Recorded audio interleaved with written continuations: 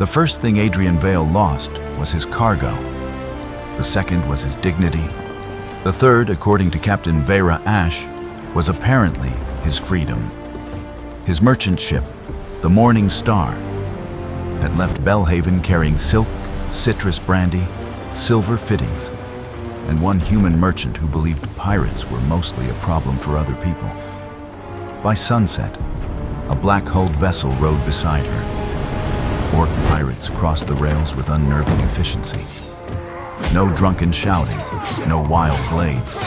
They disarmed Adrian's crew, secured the deck, and began opening the cargo hold before anyone had properly decided whether surrender had happened.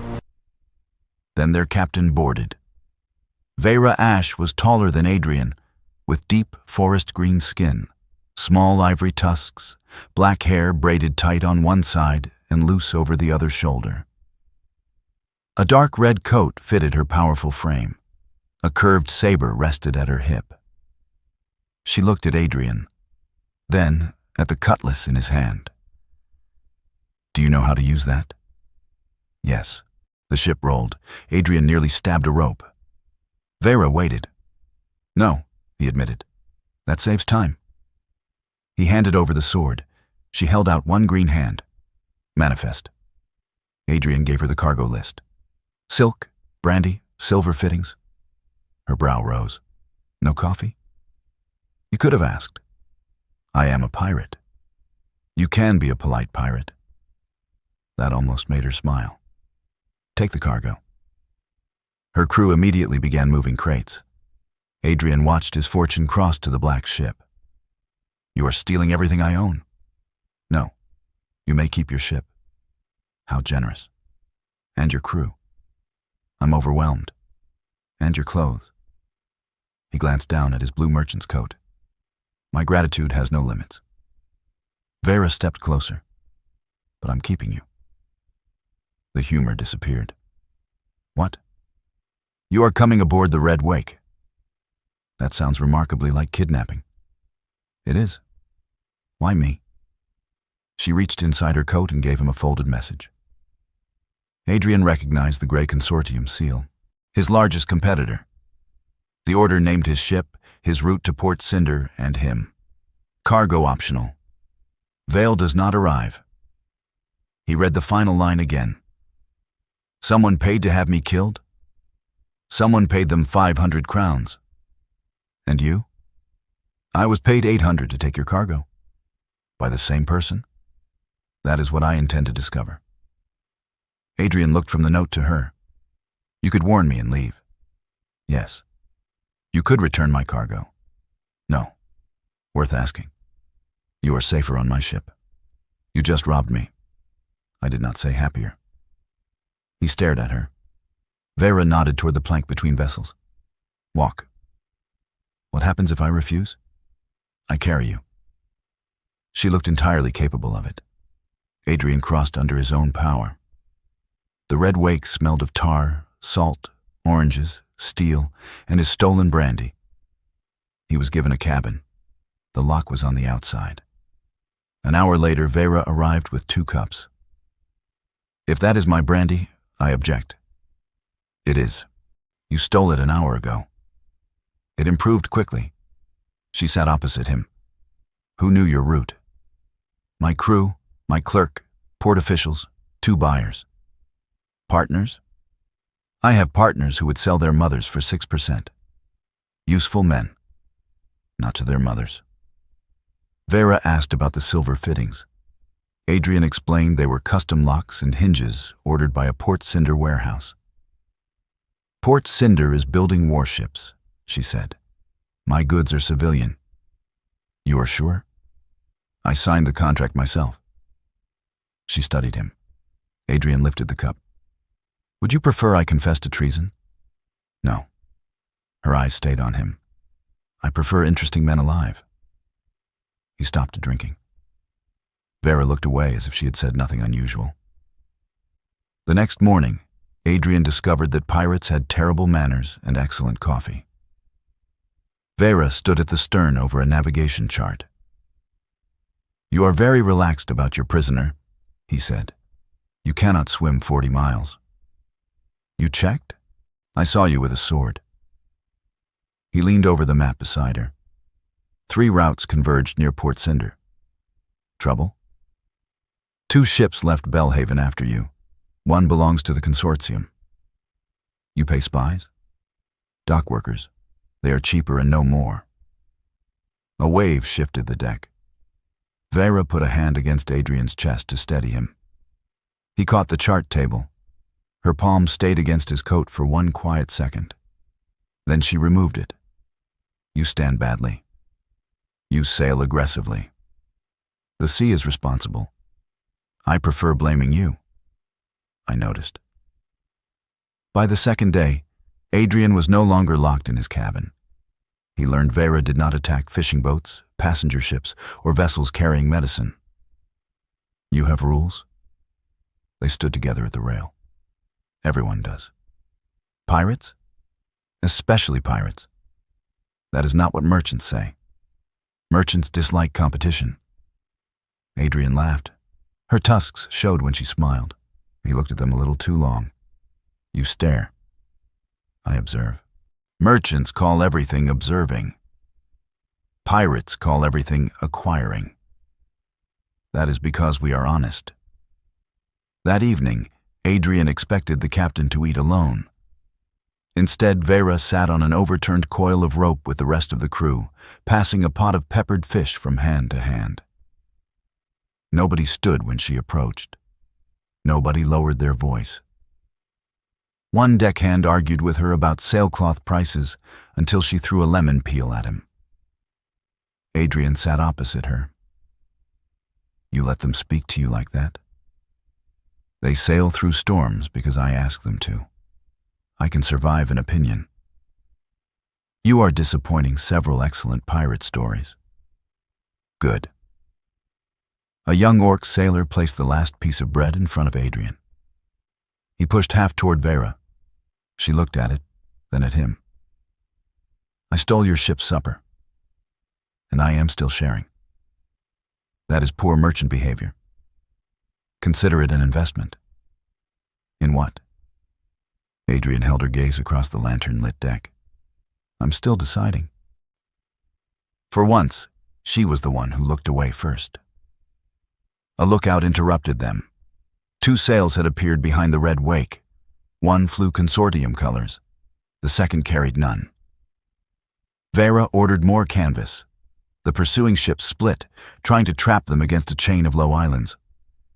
Adrian looked at the reefs ahead. There is a channel north of the Twin Teeth. Veyra turned. Navigable? For a merchant ship. This is not a merchant ship. What is your draft? Silence.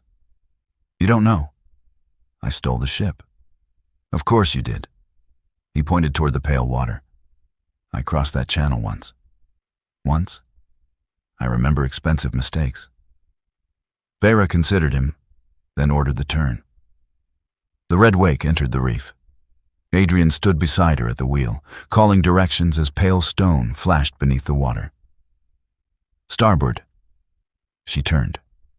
Hold. The channel narrowed. Hard port. He reached around her and caught the wheel. For several seconds, his chest pressed against her back as they forced the ship around the reef. Behind them came a violent crack. The consortium vessel had struck stone. The Red Wake's crew cheered. Adrian and Veyra stayed at the wheel. His hands still covered hers. Neither seemed hurried to change that. Veyra looked over her shoulder. Useful merchant. You were about to thank me. I was not. You looked grateful.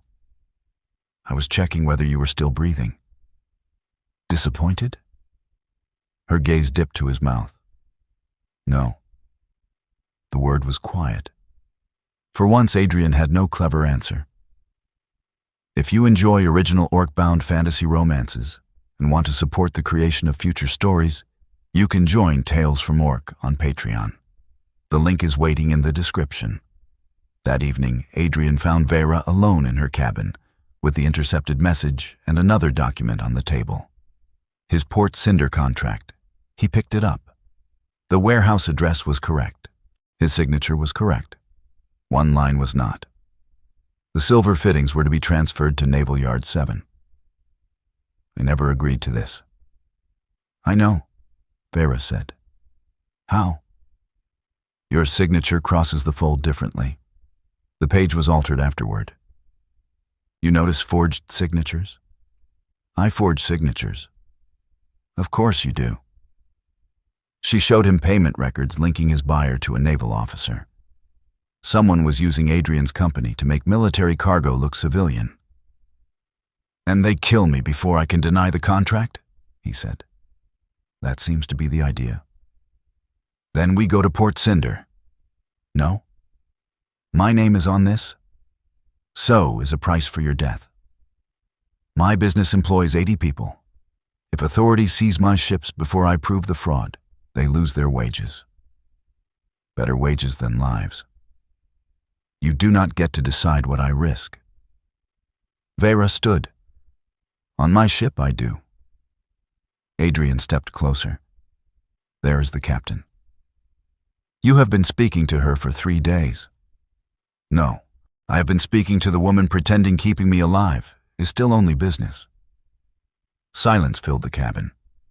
Veyra came around the table. You think you understand me? No. Good. I think you want me alive. Yes. For more than 800 crowns. Her eyes narrowed. That confidence is unattractive. You keep looking at my mouth. That is because it never stops moving. Adrian smiled. Then stop it. Veyra grabbed his coat and kissed him. There was nothing hesitant about it. His hand struck the table, then found her waist. Her other hand caught the back of his neck and pulled him down farther. The argument disappeared for several breathless seconds. Then she pushed him back. That does not mean we are sailing into Port Cinder. Adrian stared at her. You planned that sentence before kissing me. Yes. Terrifying. I have been called worse. He leaned closer. She pressed one finger to his chest. No. You started this. I finished it. That seems unlikely. Her tusks showed. Go to your cabin, merchant. At dawn, the Red Wake was sailing east, toward Port Cinder.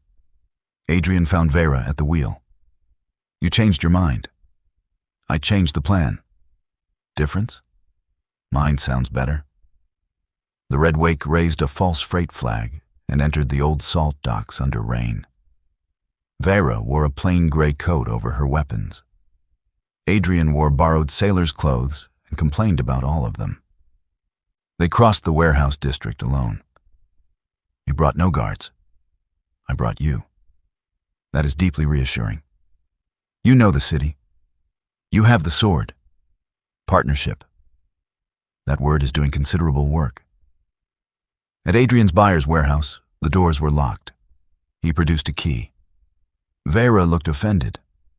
What? I was preparing to pick it. You still can. I will wait. She stared at him until he opened the door. Inside, they hid behind stacked crates when voices came from the rear office.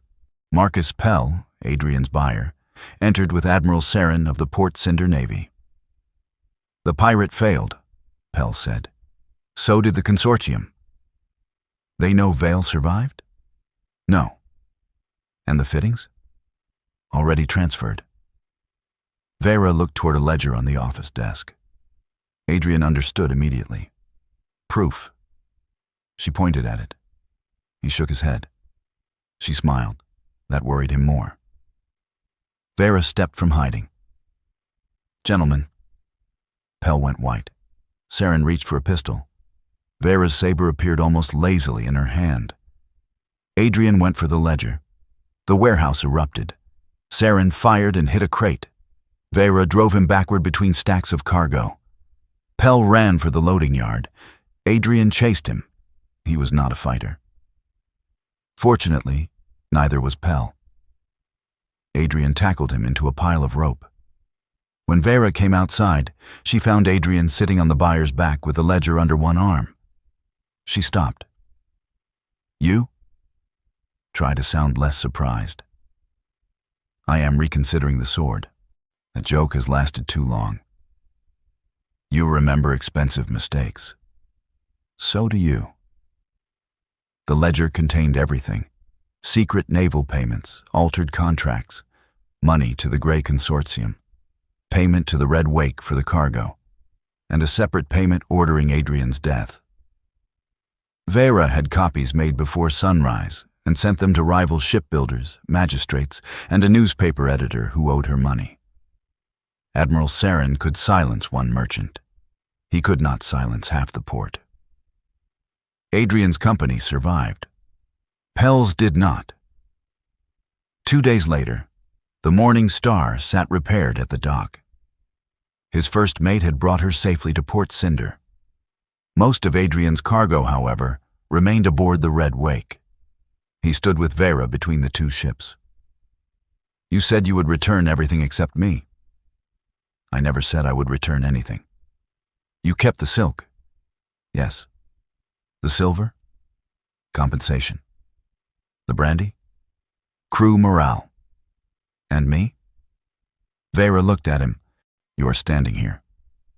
That is evasive. It is accurate. Behind her, the Red Wake prepared to leave with the tide. Adrian disliked that more than he expected. So this is where the kidnapping ends. You complain often for a man who had a private cabin. It locked from outside. Luxury. She looked toward the Morning Star. Your first mate can sail. Adrian turned to her. That sounds familiar. I am making an observation. He stepped closer. What would you call this? He placed one hand at her waist. Veyra glanced down at it.